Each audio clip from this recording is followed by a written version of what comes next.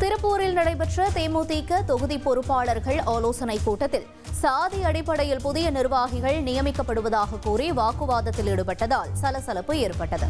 மாநகர் மாவட்ட செயலாளர் குழந்தைவேல் தலைமையில் நடந்த கூட்டத்தில் கொள்கை பரப்பு செயலாளர் அழகாபுரம் மோகன்ராஜ் புதிய நிர்வாகிகளை அறிமுகப்படுத்தினார்.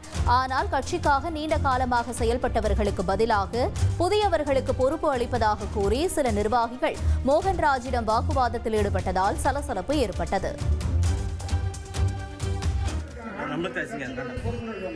அவங்களுக்கு இந்த பொறுப்பு கொடுக்குறாங்க. இது சாதி அடிப்படையில் கொடுத்துருக்காங்க.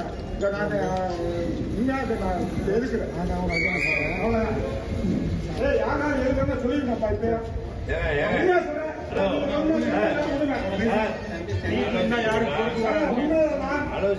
இப்படியே போச்சுங்க பொறுப்பு